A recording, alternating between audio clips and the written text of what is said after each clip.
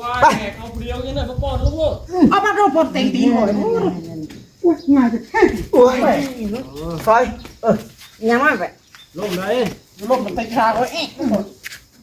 ไม่ยังไปไป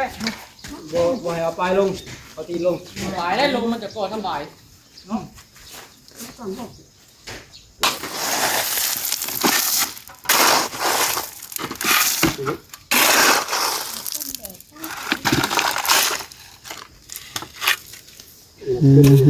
บ่ได้ไปเอานักอะไรนักสีดำนักสีดำเสาของมันสีถูกสีเตี้ยนแม่เรียนลูกสีตีนเนาะลูกสีตีนละย่านเนาะอย่าตีแตกไปเฮ้ยมาช่วยยันโลกเฮ้ยไม่ยากจับเข้าบริยานเลยปิดเลยนะปิดโยกปิดเลย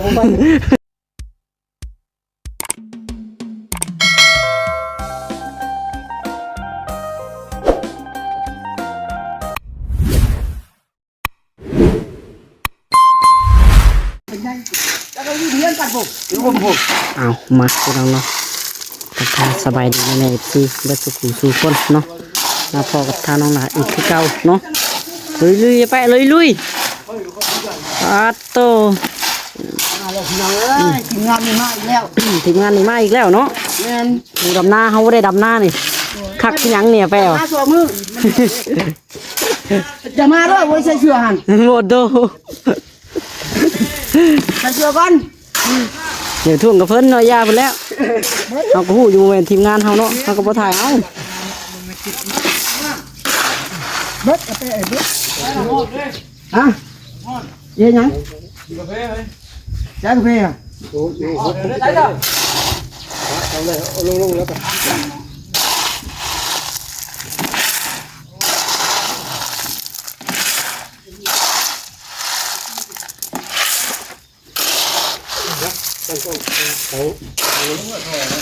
น้องสาวบ่ ร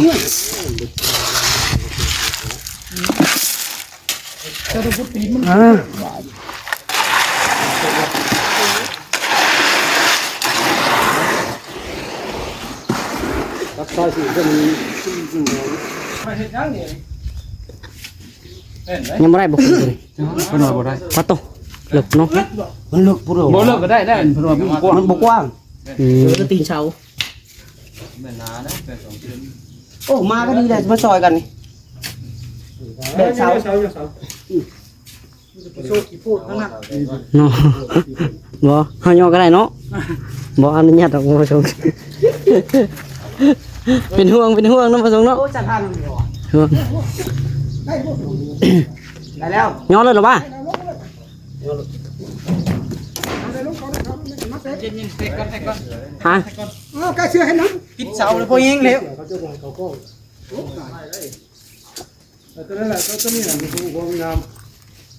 ไปบ่ ตัวนี้เด้ ตัวนี้บ่ ตัวนี้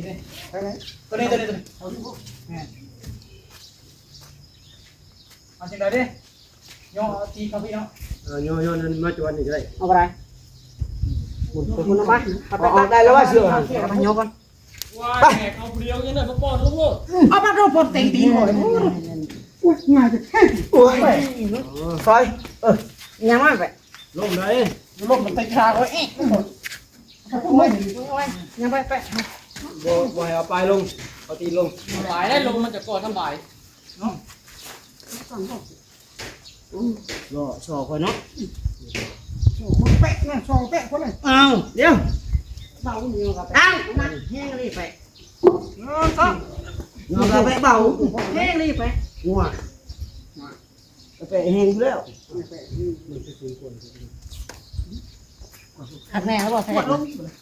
กดใส่ลงกดวนหัวเสาจับมันได้น้อยโอ้ยหาไหมมันน่าตัวนั้นดิจ้ะต้องสั่นบ่ มันเสียงประมาณจัง มาปล่อยมาเที่ยงวันนี้51 โมง ใกล้สิเที่ยงแล้ว11:00 น.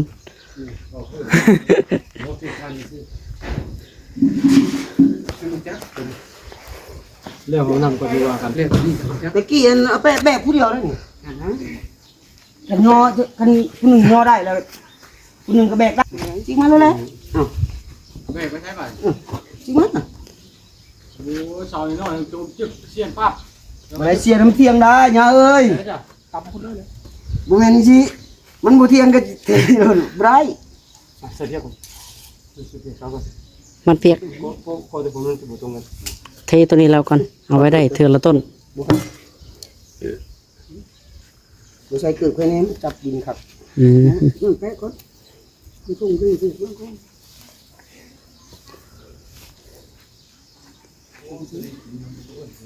มัดบนใหม่ ครับอีกเดียวเนาะแต่ เนี่ยเราบ่ดำนาน่ะมีทนายดำบ่มันหนังมันโคตรบ่ได้อีกไปเนาะตอนน้ำมันดอก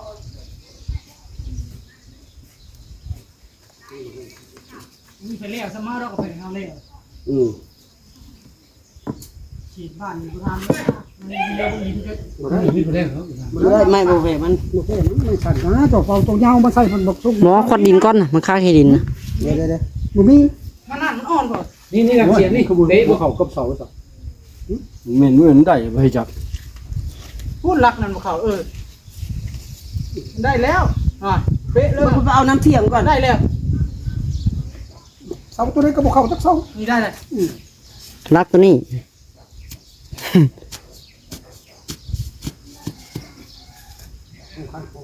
มันเลิกออกมาได้ฉุกเขาในอีกมันเลิกออกมานอกพี่ ได้บ่ มันเทียงจับรถแปะจับไหมพ่อเบิ่งได้จับเสาระวังได้ เบิ่งจับอีก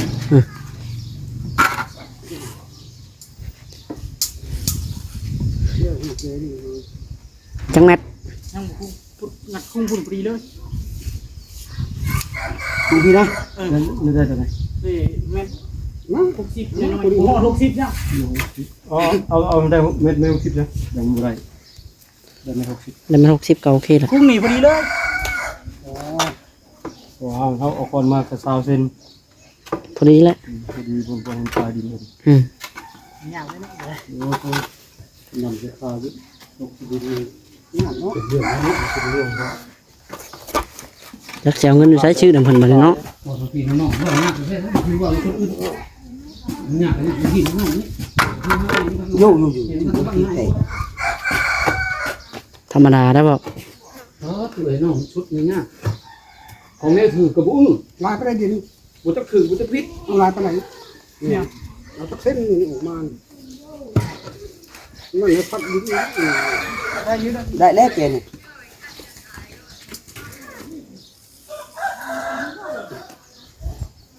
65 โอเคบ่พังเราได้แป๊บบ่ตั้งเที่ยงก็ใส่ได้ รับเที่ยงขวดเลย เ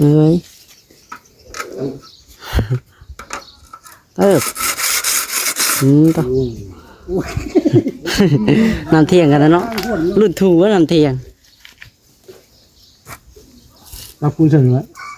ถ้ากูใช้ได้ไปเจ้าใช้แล้วบอกกินแห่ไป ใส่แล้ว ใส่ละใส่ชีละลายจักหน่อยเด้อน้ำลายพวกน้องไปใส่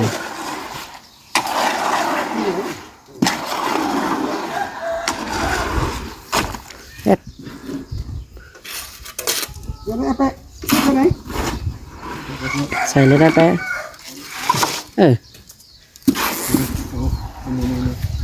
อยู่อ่ะ ว่าตัวนี้ได้ต่ำตัวนี้ต่ำได้ต่ำน้อยเดียว1 2เส้นหมู3เส้นนี่แหละ เฮ้ยพอดีเลยใช่ ได้แล้วหน่อยเดียวสำหรับจำหนึ่งเนาะ เกี่ยวกับเดิมที่มันพอดีได้รถกระสูงแน่นอนเอาเพื่อนยัง ใส่ไม้ใช้ตอกอีกเด้ เพราะสูงนั่นก็ได้ของที่เรียนเล่นจำพาเลย เขาอันนี้เนาะ มันก็ต้องมาทาน ใส่หินแห้งหมดไปเอ้ย ขึ้นพา ลงจะตักน้ำลง ต่อเฮ็ดเอาไปเฮ็ด เด็กเล่นนะประเดี๋ยว เขาก็แบบว่าเนมเห็นอยู่ไหมก็ไม่ใช่ ก็เรื่องงัดแบบนั้นเลย นั่นก็จะ งัดเอาคนนอก นั่นพุ่ง งัดเราเลยงัดเราเลยงัดตัวหนอกเราเลย มันบุรังไม่บุแค่อัน พวกไม่ว่าติดนะเราลองขึ้น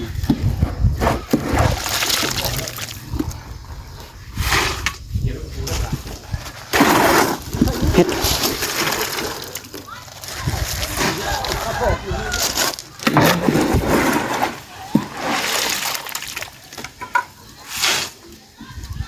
เอาทรายใช้อีกเอาไปส่วนทรายใช้อีกจะน้อยน้ำลายพวก ปูนี่นะเลยกว่าเลยหนักลายตัว ตักทรายใส่อีกสักส่วนหนึ่งส่วนมาให้มันแล้วพวกมันแข็งจังหน่อยพอดีโอเคพอละในบรรจางพวกตักให้ใส่บ่า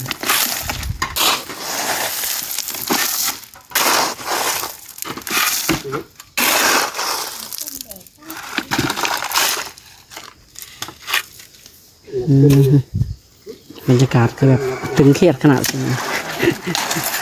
แดดโคตรแล้วนี่แหละคือนี้เป็นน้ำไปแล้วแหละ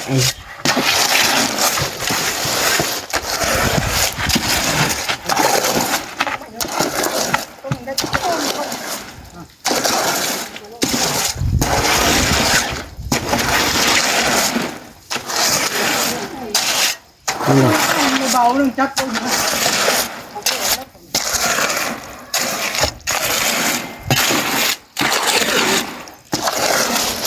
มันก็คือระบาดเลย ได้หรือเปล่าได้ทำอะไรปั๊บงั้นบักต้องใช้ทำรถ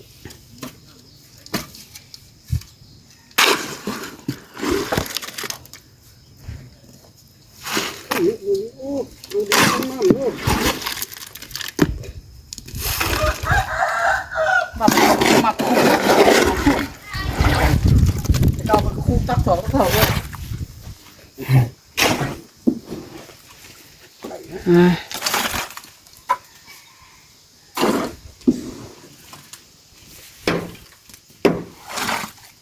อยู่เลยเนาะ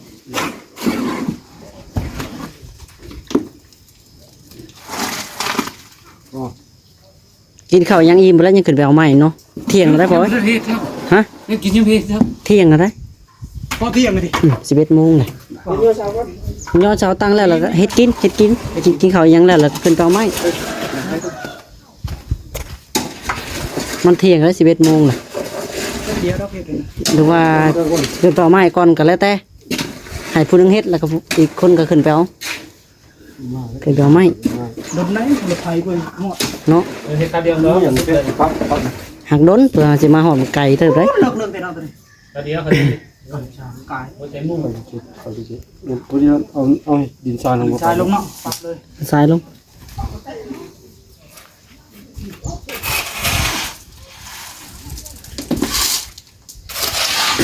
ส่วนก่อนละ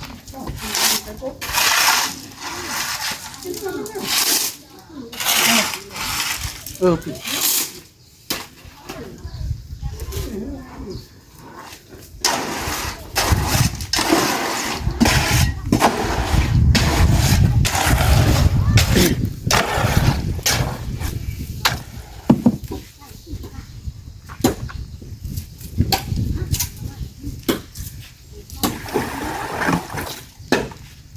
เล่นแล้ว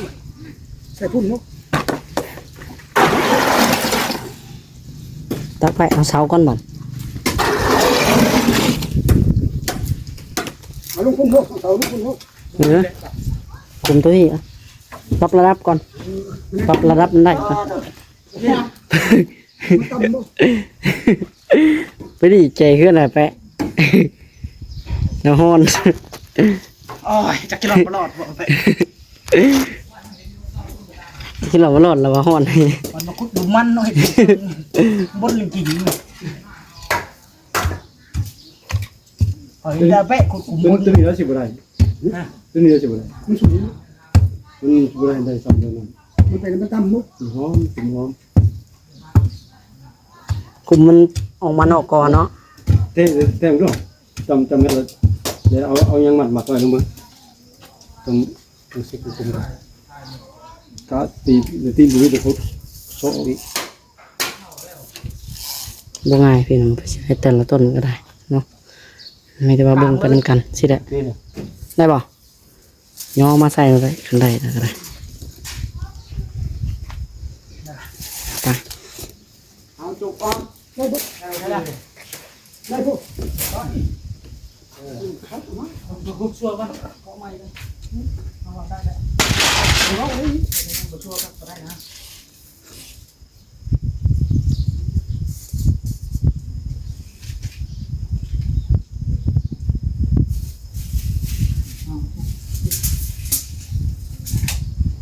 ไปยีแล้วเนาะ แล้ว เอาคนละบ่เอาคนละบ่เขาทำ ญาติเราทำก่อนพายุเนาะ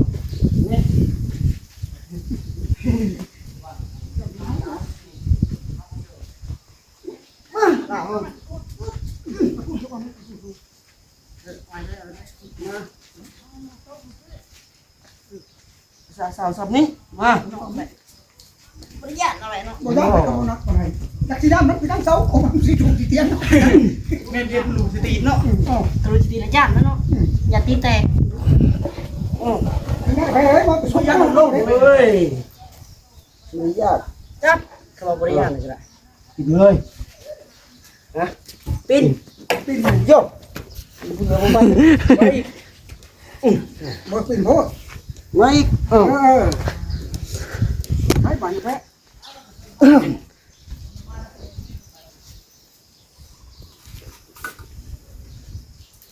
มันง่ายพูด ง่ายโพดเด้บ่ง่ายโพดกันมา มึงไปได้นี่มึง กันหลายคนมันเหยียดตีกัน มึงไปได้นี่เนาะ มึงมันเลย เจ้าก็จะได้บนเขาห้องน้ำบ่ สามเด้ โอเคต่อไป2 เมตร แล้วก็บ่มีห้องน้ำบ่ วันนี้เราก็ใดก็ยังใส่อันแต่เอาดิเลิกก็ แล้วใช้กันนั่นแหละ แม่เลิกเลิกก็แม่แล้วแหละจะใช่แล้ว อืม เลิกแล้วเจ้ามันได้เลยเท่าอยู่เพื่อน เพิ่นอยู่ที่ท้องเถ่าเพิ่นบ่ แม่ผู้ดีเราอยู่ติด เฮือนหลังนี้แล้วเนาะ แม่ผู้ไม่เท่าของนอนนี่เองอยู่ อืมตามภาษาผู้เฒ่าเนาะ แล้ว ทั้งกระเตะ มุนผู้เดียวก็ได้ดิ มุนดีไหม มุนเป็นไง มุนนึงเข่าตีนมันจำเจ เออ อีกดอกนึง เออ อีกเออ มันง่าย ข้างนอกว่ะ นั่น จมมุกพุ่นบ่ ฮะ พุ่นบ่ มาพี่ งัด ดันนะมั้ย งัดเอาสิอย่างละ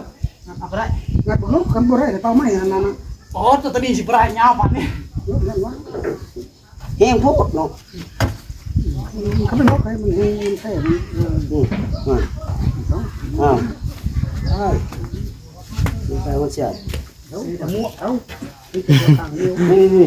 ข้างนี้บ่ติด อุ้ย ไม่งัดก็ได้ใจขนาดเนาะ มึงดูเอาเท่ไหมเท่เขาก่อน แท้มันนะ นี่ได้ตัวน้องลงไปปะตัวนี้นั่นแหละตัวนี้กายกลัวอีกบ่งั้นก็เข้าอีกบ่โอ้ยมัน82บ่ มันกลับออกของรุ่นนั่นก็มัน เย็น จังได แมท70เมตร68โอ้ยังร้าย แล้วก็ไปพุ่นบ่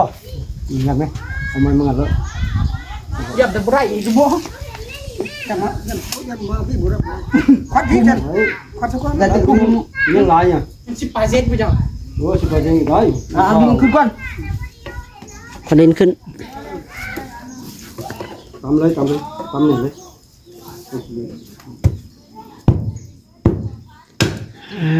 บินกันที่ยันพวกขึ้นเนาะพวกมันบ่กัดใจเก่าๆนี่เอาใส่นี่ ย่างไปเลยย่างบิดเลยบิดอะไร ย่าง ไม่ มา ตู้งัดเลย นัดนะให้ งัดตู้อยู่เลย ไม่งัดเนาะ ไปแปะ ไม่งัดก็ได้เนาะปอดโตโอ้ ย่างเลยเนาะ ไม่บ่มาไม่ทราบเล่า ได้ใจขนาดไม่งัดก็ได้ยาวกว่าเสาปึ๊บนั่นน่ะ ได้ ประมาณใดบาทนี่เนาะ ใช่ แขกเบิ้งบัตรเติบแม่ทุกสิ ยัง1 2 3ยังหาเส้น ไปต่อ เอาเสียมเอาซื้อ จำเลย ซื้อมาก่อนเนี่ยซื้อมาก่อนเนี่ยมาก่อน ขี้ดินบ่ แปะโดนมา จับเร็ว เฮ็ดเวียกไปฮึบ มาดูโอ้โห ห้องบ่เห็นนะ จะตัดเรา คุ้งอะไร พ่อว่ะเฮ็ดก่อน งานเรียนนั่นแหละ ไปเนาะ เดินมาเดิน ไม่เป็นไร ยัง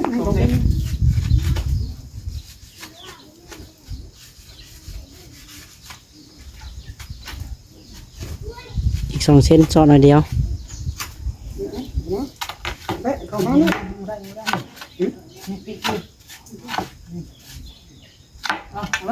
เฮ็ดเติบ ได้แล้ว พ่อบ่ะ แปะบาทเดียว ได้ ปั๊บ ข้าวโพดหน่อยนึง ได้บ่ะ ได้แล้ว เอาสนิท งัดตีนออก ก็ยันไปเนาะแปะแหละ แล้วก็อันจะมันเลิกเอาไม่น้อยงัดเลยมันเลิกดิยังเลิกเลย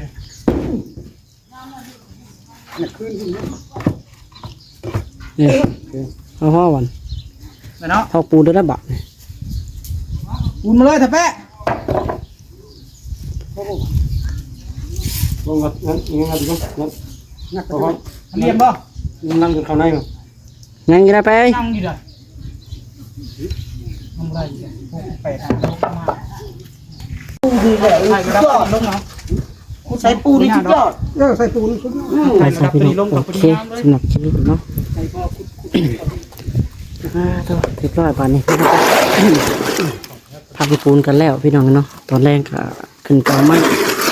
เนาะจังไรก็อยู่ดีมีแฮงประสบผลสู่คนพี่น้องสำหรับคลิปนี้ก็จะขอตัวไปก่อนเนาะเอาจังไรกันเนาะบายบายพี่น้องเลยสบายดี